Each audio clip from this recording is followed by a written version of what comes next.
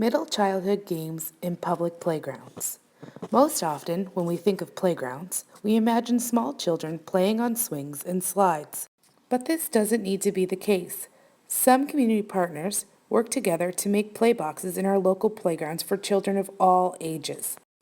This is a play box. Inside, you'll find equipment for many different games.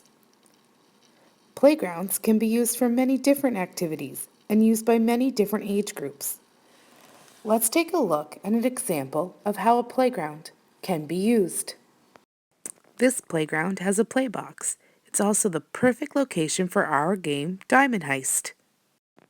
Because of the natural boundaries this playground offers, there's less initial setup for the players. The play equipment in the center offers separation of the police territory and the robber territory.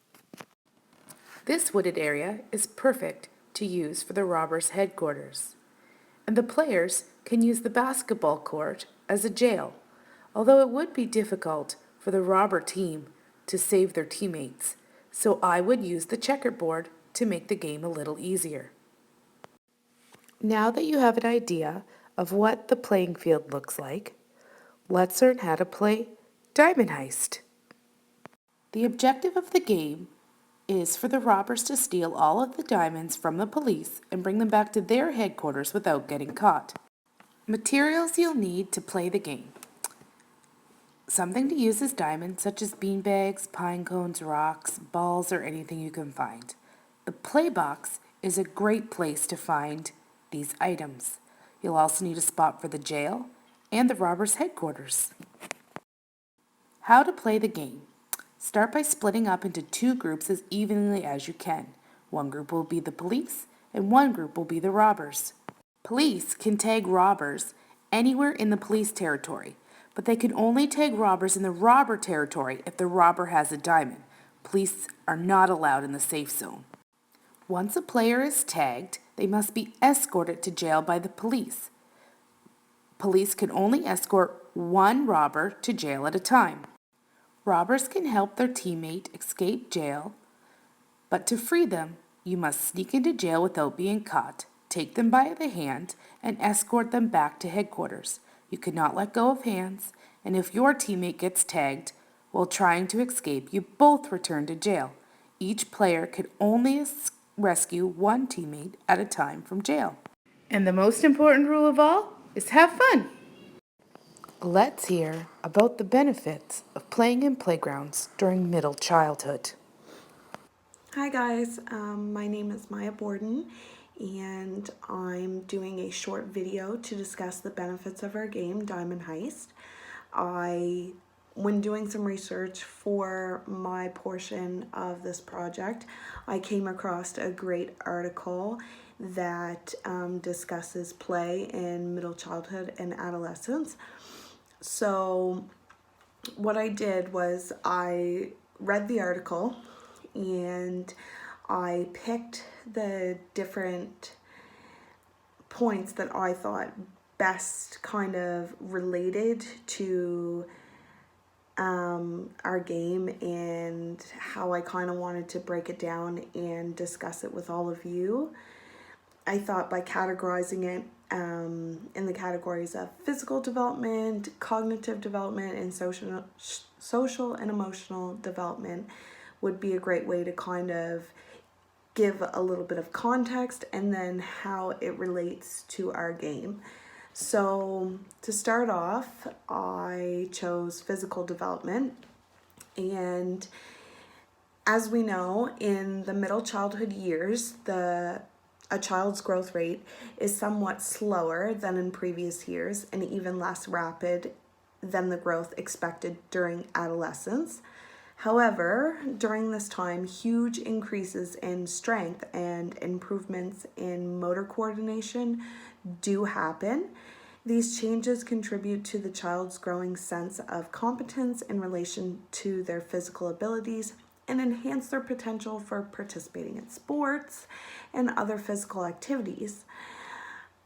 Our game Diamond Heist supports this by allowing children to participate in a physically active game that is not only for play and for fun, but it also helps children's gross motor development and coordination. It gets them up and running, moving, being active and healthy, and it's supporting this by making these kind of bland activities more fun and more enjoyable and inclusive to their peers, and not just something seen as like, oh, we're going for a run. It gets kids up and moving by essentially just making something fun for them to do. My next point is cognitive development. As we know, play environments without excessive adult interference are very important. Although some neighborhoods or areas restrict these chances, children need to still have positive interactions with adults, reinforcing their sense of self-esteem, self-worth, and belief in their capability of personal success. Cognitively, our game Diamond Heist supports this by getting children to work together in a group and use their prior knowledge of any games that they've played to understand, develop, and apply the rules to interact and play a cognitive game with their peers or adults. Adults can also help facilitate the play of this game, or it can be chosen as a game that the children can play amongst themselves, so it's very versatile. If it was something that we as educators wanted to participate in and get a group of kids together and get them playing and get them active, it's something that we could join in on too and promote that play. Or it's something that we could suggest to them or give them an idea of, or kind of break down the rules and give this to the children and say, here you go, like, try this out, see what you and your friends can come up with, and just kind of letting the children run with it. My very last point is social and emotional development. We also know that children need both the freedom of personal expression and the structure of expectations and guidelines that they can understand and accept. Opportunities to interact with their peers, to examine their personal actions in light of their impact on those around them. Children's ability to understand their place in the larger world leads to greater self-esteem and competence. There is a close link between competence and self-esteem, which is strengthened when a child is recognized for participating in school or other community activities with their peers. And our game Diamond Heist helps to build a child's social development by placing them in different roles, such as being a police officer or a robber, and the consequences of their actions and how it relates to their place in the large world. Also, we do this in our game by using natural materials from the environment, such as pine cones and rocks. It shows children that it doesn't require store-bought materials to participate in play, and something that can be fun and interactive for everyone.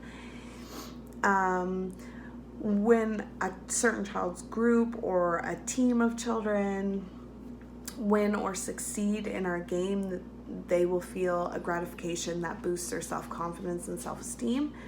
This game also provides the structure of expectations and guidelines that they can understand and accept, which is huge. I find that the game is like easily understandable, and it's something that they could learn themselves, but also teach to other children to incorporate more children into this play, which is great. And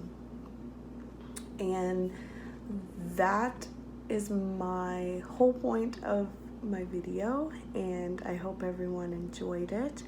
I will attach kind of my write-up that I was reading from during this with the article referenced belowhand.